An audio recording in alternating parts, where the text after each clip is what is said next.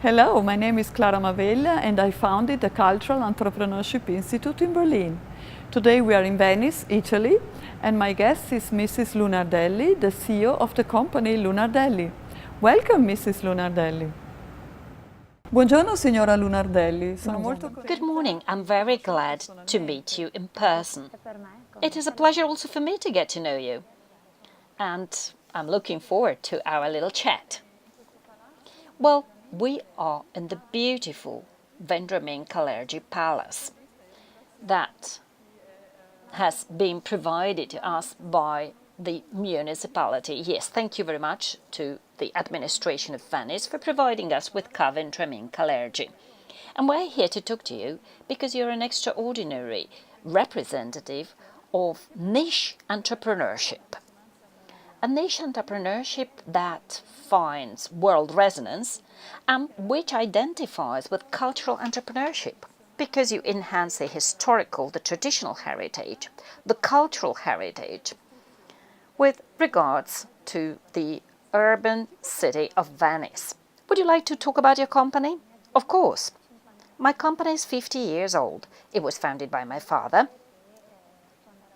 When my father was a child, he actually came from a very simple and humble family, a family of sharecroppers. Before the war, sharecropping was very popular in our area.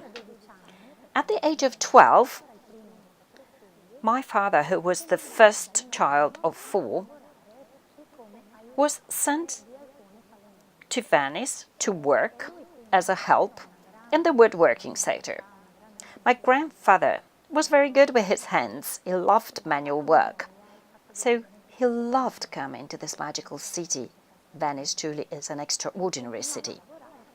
And he loved his work. But unfortunately, at the age of 18, he chopped 3 fingers from his left hand. That's why he became an invalid. And he was assigned a job by the government, a job he didn't like. It was a completely different type of job. He was not passionate about it and he decided to give it up. I mean, it was that kind of job where they told him, just work very, very little and you'll be fine. But if you work hard, you're not the right person for this kind of job. Well, since he had always been used to working hard, he used to work in the fields first and then here in Venice. Well, he decided to give up this job and he looked for another job. So he looked around with private companies. He wanted to prove that he was strong, even though he had a mutilation. Some entrepreneurs actually decided to give him a chance, and he really did all what he could to make them happy. And at the age of 28, he finally decided to start his own enterprise. And my mum was his first worker. So my mum started working with him. Then my daughter was born. I was born. 2 more brothers were born. But I have to say that my sister and I loved to go to the factory from a very young age.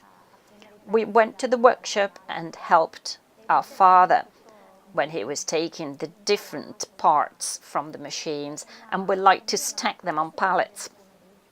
This is what we used to do in the afternoon. At that time, there were no aspiration systems, so all the wooden chips hit us in the eyes, and in the morning we went to play school. And the nun managing the play school asked my mum, "How comes these 2 children always have red eyes?"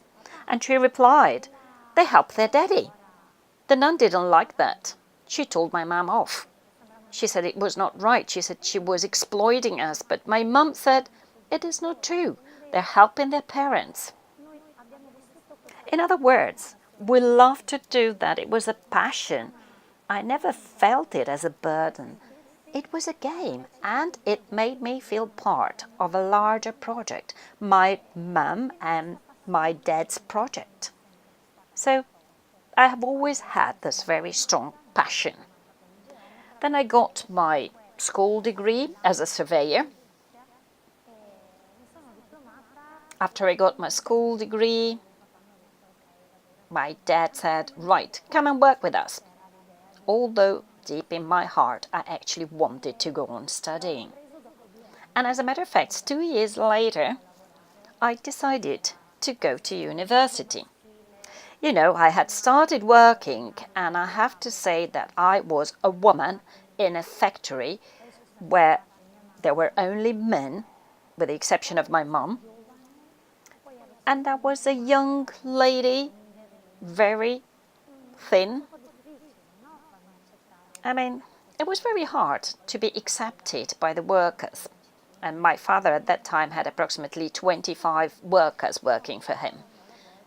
It was hard, but then slowly, I managed to be accepted. But after 2 years, I decided to start studying business economics. I was studying for my exams, I was studying hard here in Venice. And one day, the sea was very rough. I was getting off the ferry. You know that there are some platforms. The ferries get very close to these platforms to allow people to get off. And while I was getting off, the ferry actually drifted away. I slipped, tried to lift my foot, but unfortunately, right in that moment, the ferry squashed it. So my foot was squashed between the pontoon and the ferry boat.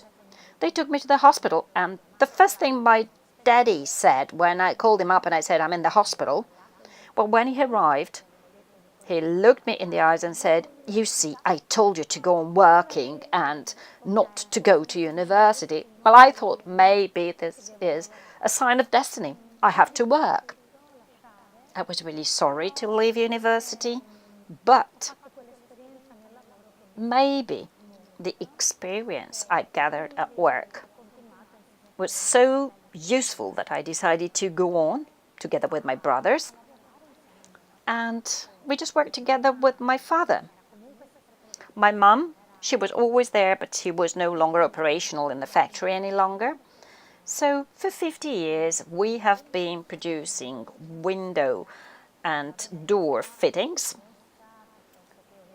We deliver them to Venice, Moscow, of course in Italy, Florence, Rome.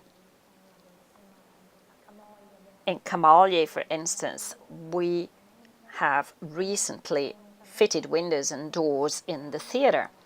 In Porto Piccolo di Siena, we have accomplished another beautiful work. So we produce wooden manufacts. Unfortunately, in the last few years, wood has suffered from the competition of PVC. As an entrepreneur, and let me tell you, unfortunately, at the age of 70, my dad died because of a terrible, devastating disease. And that was the year 2009. And in that year, there was already a very strong crisis. In 2007 and 2008, Italy started perceiving the crisis.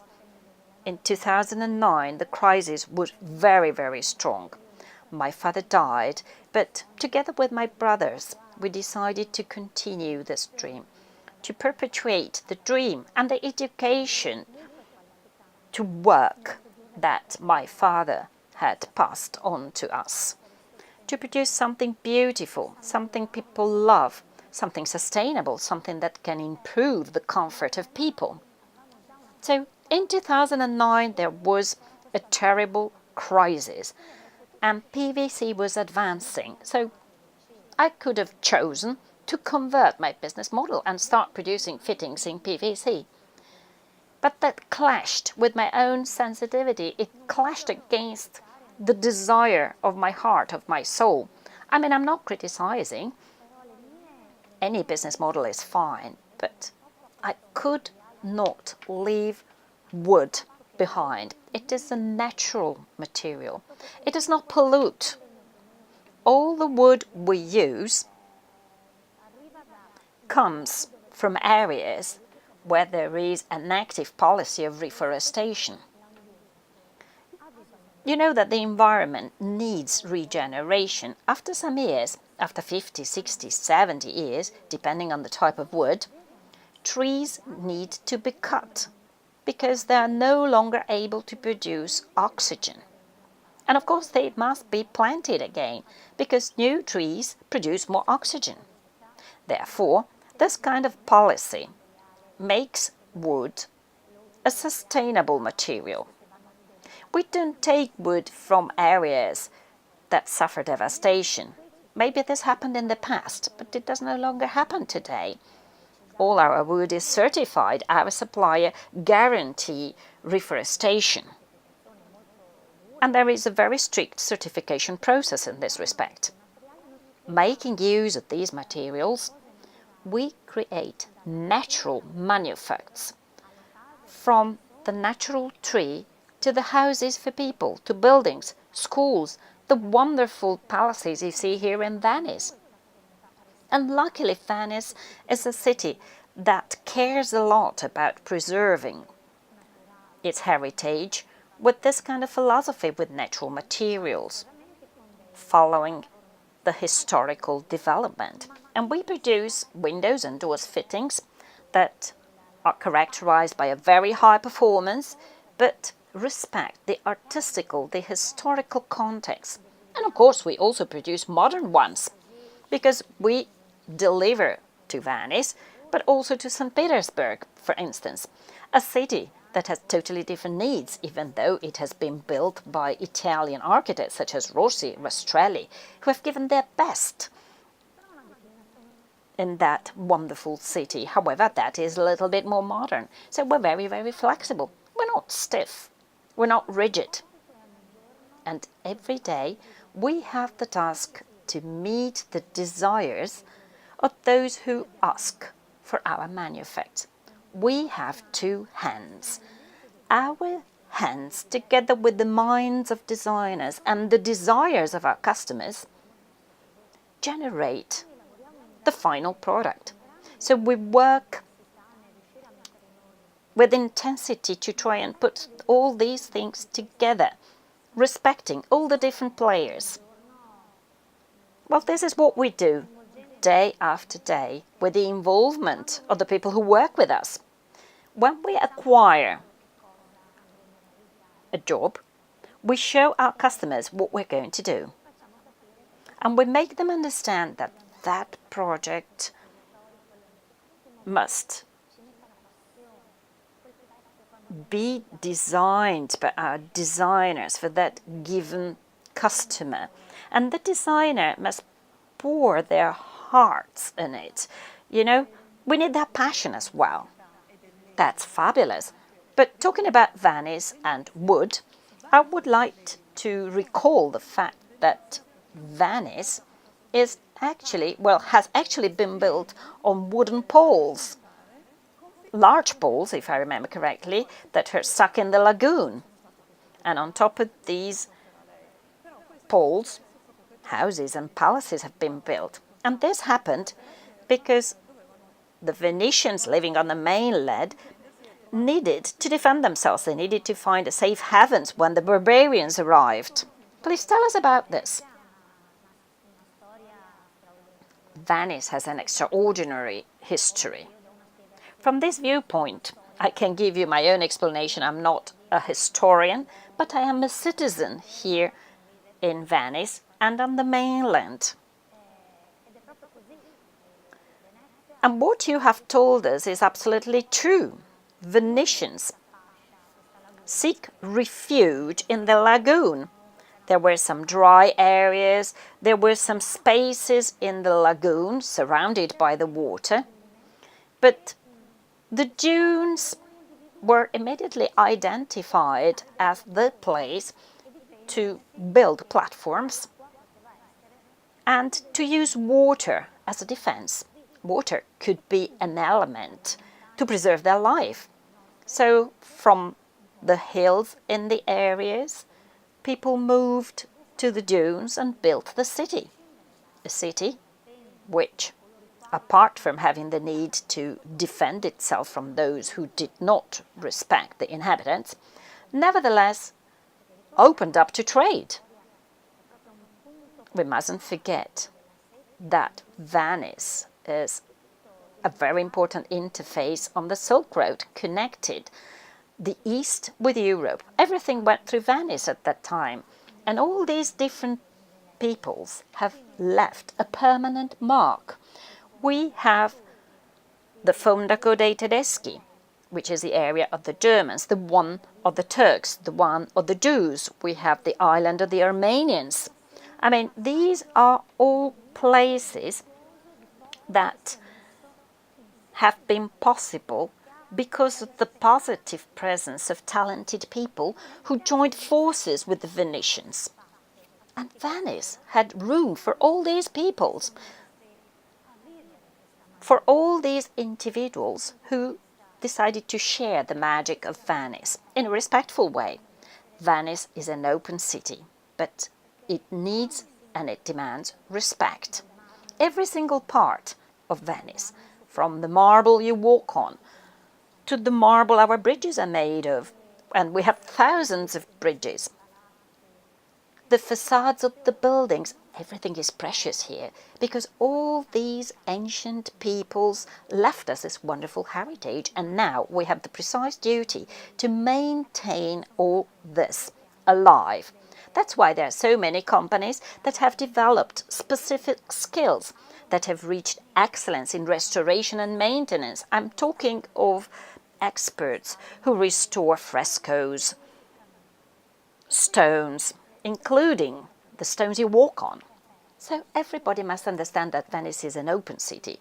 Nobody wants to prevent people from coming to Venice to see this wonder of the world. But individuals must be respectful of this city. And why am I telling you this? Because every morning the city wakes up ready to welcome all the tourists. And we have 26 to 28 million people coming to see Venice as tourists. Some stay to sleep, some come just for a day. And this wonderful stage wakes up at dawn to welcome all these individuals. People arriving at 9 o'clock in the morning find a beautiful, clean city because during the night our administration cleans up everything, collects all the garbage. But then the flow of tourists is relentless. And they leave cigarette butts, they even throw them in the lagoon, they leave waste paper around. You can find food remains, or people sit down and wildly eat, sitting on these extremely precious stairs and steps. They have no respect at all for the people coming 2 or 3 hours later. I mean, this is what we want everybody to understand. Venice is a pearl in an extraordinary lagoon, but it is extremely fragile. We cannot rape it. We cannot destroy it. We're not allowed to do that because we have to preserve it for us, for our children, for our grandchildren, because every person and all the peoples have the right to this city and we must protect it. The Venetians living in Venice and the people living on the mainland to the service of the city, we have to safeguard it because it is so precious. I agree. And anyway, people living here in Venice are so open to this kind of ingenuity, knowing that this cultural heritage has to be preserved also for future generations. We do not want the city to become a museum. The city must go on being a city lived in. Venetians should be allowed to go on living in this wonderful city. Otherwise, it would become like Disney World. I know that you are a member of Confindustria as well, the Association of Italian Enterprises. I know that you support women entrepreneurs and working women as well. I know you have a project called Family Friendly. Would you like to expand on this a little bit? Sure. But tell me, how does all this work? Because I see this as a symphony. Well, it is not easy. For sure, Venetians do not have an easy life here in Venice because we have an invasion with a very high number of tourists. especially in this period during the summer. And I'm talking about huge masses of people clogging our narrow calle, even though we have an organization in place to try and organize all these flows. A lot of energy is necessary. But citizens in Venice have a hard life. Sometimes they try to find refuge in other areas because Venice is not just St. Mark's Square or Rialto Bridge or the Bridge of Sighs. So Venetians try to move to other places that are close to Venice, such as the Lido, for instance. And all in all, they try to live together with tourists. Tourists also bring some wonderful energy as well. Of course, we need to try and find a better exchange with tourists, and we all have to learn, because there has been a crescendo in the figures, in the numbers of tourists coming to Venice, and it is not easy to manage it now.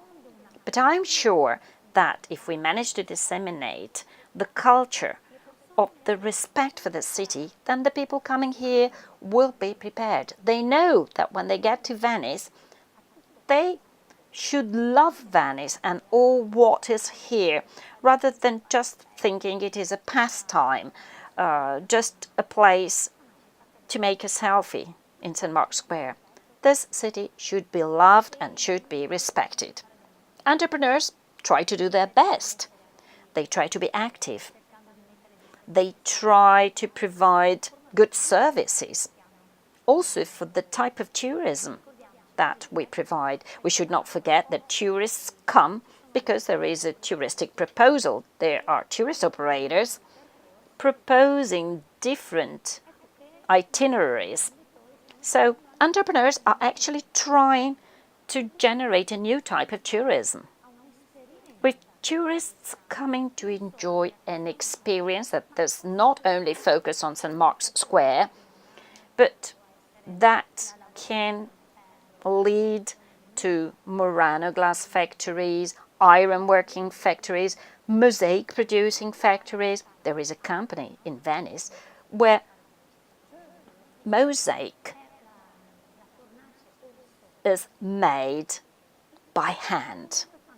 Fornace Orsoni has been doing this for hundreds of years, and they still do mosaic by hand. Of course, you have to disseminate this culture. You have to allow people to see how things are done, to get to visit these companies. And we have to provide several touristic services with alternative itineraries, allowing people to experience the Venetian lifestyle, to participate in the life of Venice. Venetians share a lot. Their life is based on the positive contamination through exchange. There are no cars in Venice, so when you go out, you meet the bakers, the lawyer, the public notary, and everybody says hello. I mean, you can walk from St. Mark's Square all the way to Piazzale Roma, since many people leave Venice to go to work and then come back in the evening. So we have this migrating flow, and you always meet the same people on that itinerary, and that develops into a warmer, a more personal relationship. The words we exchange are different. They're not formal. They're very friendly. And if you ask me, how can women entrepreneurs do something for this city? Well, we have many extraordinary companies that are directed and managed by women. Within Confindustria, we have recently set up a group of women entrepreneurs. These are women who manage to conjugate their work with their family. So we are entrepreneurs, mothers, sisters, wives, friends, colleagues. And we decided to join forces to disseminate entrepreneurial culture. It is possible to lead an enterprise even if you have many other things to do. I mean, we're multitasking. We speak with the daughter on the phone who has a high temperature, and 1 minute later we meet our customers' requirements, or we talk with somebody who needs to talk with us right then. This comes natural to women. So we just have to enhance our skills. I mean, with maternity and with our life, women are already endowed with this multitasking capabilities. So we want to work together because we have a certain sensitivity which can be found in our companies as well. We like to meet, and we know that this is a difficult period, but there is a lot of solidarity, and women are sensitive. Of course, I'm not thinking of the world of women only, but I believe we should all aim to a balance between women and men. Women are always open, and sometimes we have to pay for this because we clash against bias. Men view us as dolls who are not professional, who are not strong. To be honest, I've seen that these women are so determined, they're so strong, they want to preserve their own intellectual property, and they want to rescue this city. There is a group of women who have set up at the Lido of Venice a consortium of women entrepreneurs. This is totally unprecedented. The Lido has not developed so much as the city of Venice, but it is an extraordinary place as well. So this consortium, which has been founded by women, has developed different possibilities, such as cycle pathways. There is also a WWF oasis. So there are sports facilities, and all these things have been put together. Well, I believe that women have a greater capability of tackling teamwork because women are used to organizing their families. I mean, we're not doing anything extraordinary. I don't think I am extraordinary. I can just facilitate things which maybe would not progress on their own. So we facilitate, we promote things so that success is achieved. We try to explain, we try to mediate. Venice is a very difficult city. Women are able to mediate. Women are calm. They bring serenity in difficult situations and are very lucid. That's what I believe. Which is the best way, in your opinion, to take on new generations, to pass over these competencies, these new values, and to get young people involved in an enterprise activities? Well, I have been exposed to this kind of influence, and I believe that the best thing is to allow young people to experience an enterprise. And you need to make this kind of experience. I have 2 daughters. They are 13 and 16. But you know, I took them as babies to the company with me. 1 week after their birth, they immediately started coming to work with me. They were breathing the scent of wood. You know, not everything is rosy in a company. There can be many difficulties. I know about this. In 2015, I had a big economic crisis because 2 companies did not pay me, and there was a bankruptcy, and I had to accept an agreement. I lost a lot of money. Well, my daughters have gone through all this together with me. When they were small, they used to go to play school.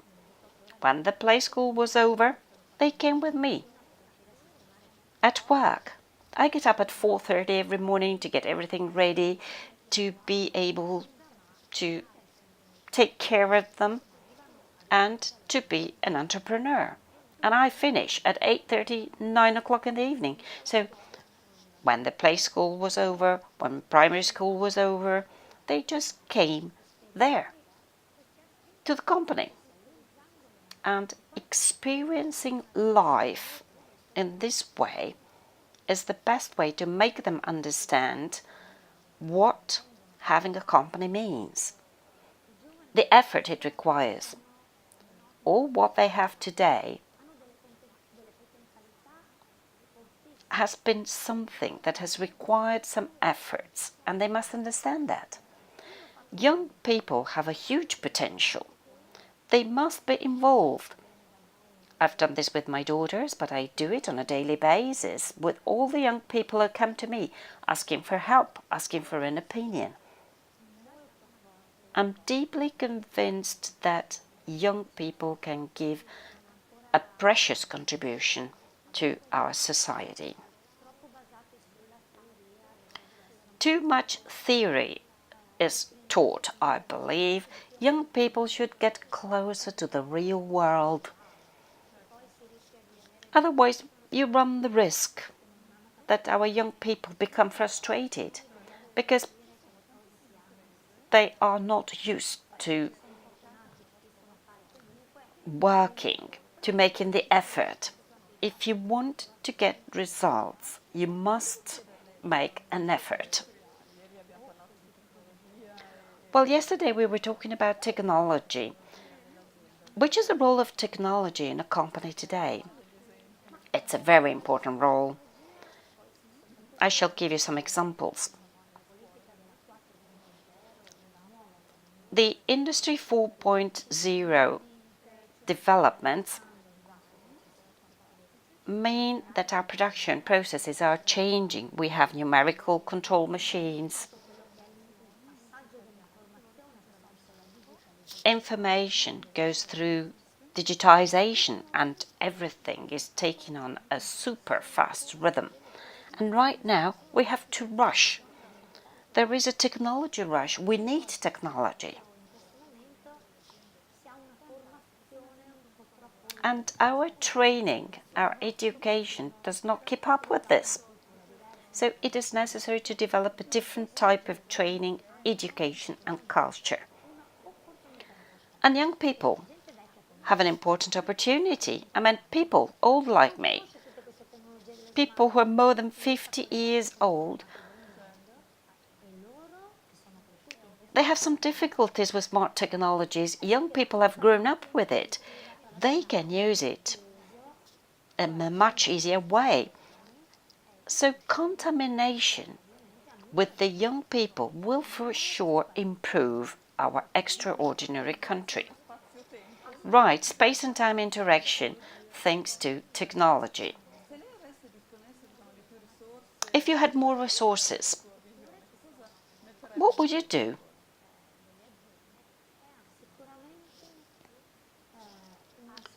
Well, for sure, I would set up a manufacturing school. Talking about my industry, as I told you before, Italy has never had gold mines, but we have the wealth of know-how, and we're running the risk to lose it.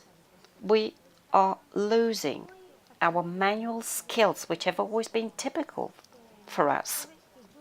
We need schools, we need workshops to allow young people to experiment with their hands.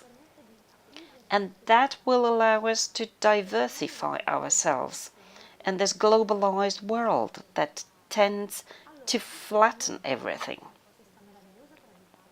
We have a wonderful tradition. We have know-how. We know how to do things. So I would start a school so that children can get close to technologies, to entrepreneurial culture, to the culture that produces beautiful objects that lead to social beauty. This city is wonderful because some people before us have made beautiful things. We must go on doing this. looking at the past to build our future. And I believe that our hands have a magic that must be preserved.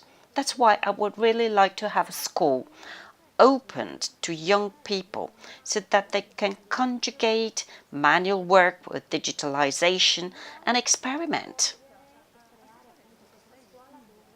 A school where scientists can meet university professors and experiment.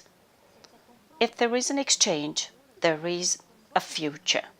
Exchange at every possible level so that everybody can find his or own space. I mean, we do not want companies to define their rules, full stop. We do not want universities to define their theories, full stop. We do not want a public administration giving us laws and rules, full stop. I believe that we all have to work together. The synergy of democracy with respect, with rules, and respect comes first. It comes before anything else. So I would spend my time disseminating this concept. Wonderful. I have one last question. Which is your message for our YouTubers, for our audience? A message for tourists, students, craftsmen? A message from Venice, from the splendors of Venice. Venice is a magical city. It is a city for everybody. For sure, it is a city for everybody. Respect and love this city because it can give so much. It can give to everybody and it is open to new stimuli. We need to regenerate all what surrounds us. So welcome to Venice. Please come and visit Venice. We are here to welcome all those who show respect to the city, which is an extraordinary experience. Venice is a dream. Venice is a magical city. Come and visit us. We shall make you dream. We shall show you the magic. Maybe you will find something you had never thought you would find. You will find the magic. Thank you very much. Thank you for all your commitment. Thanks to you.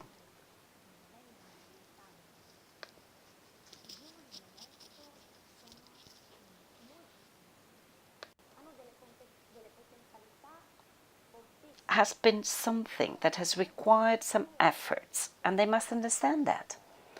Young people have a huge potential. They must be involved. I've done this with my daughters, but I do it on a daily basis with all the young people who come to me asking for help, asking for an opinion. I'm deeply convinced that young people can give a precious contribution to our society.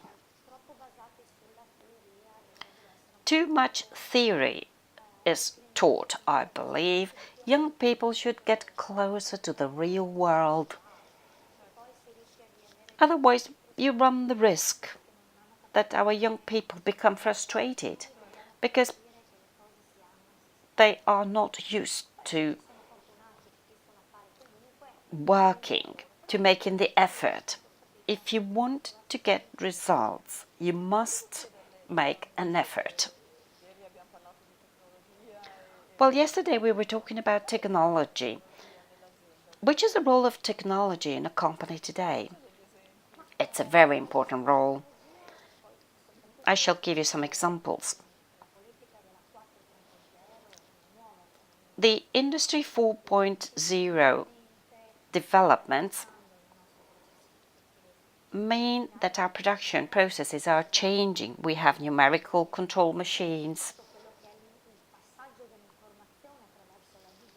Information goes through digitization and everything is taking on a super fast rhythm. And right now we have to rush. There is a technology rush. We need technology. And our training, our education does not keep up with this. So it is necessary to develop a different type of training, education and culture. And young people have an important opportunity. I mean, people old like me, people who are more than 50 years old, they have some difficulties with smart technologies. Young people have grown up with it. They can use it in a much easier way. So contamination with the young people will for sure improve our extraordinary country. Right, space and time interaction thanks to technology. If you had more resources, what would you do?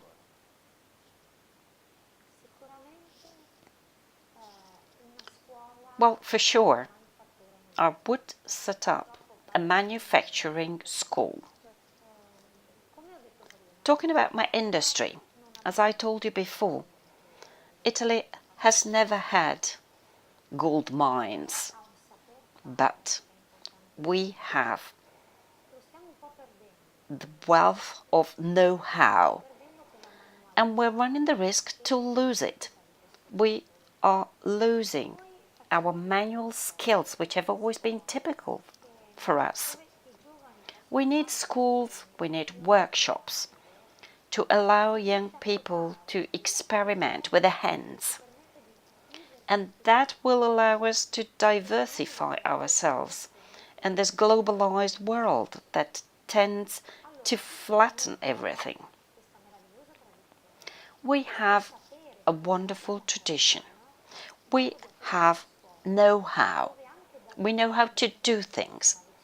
So I would start a school so that children can get close to technologies, to entrepreneurial culture, to the culture that produces beautiful objects that lead to social beauty.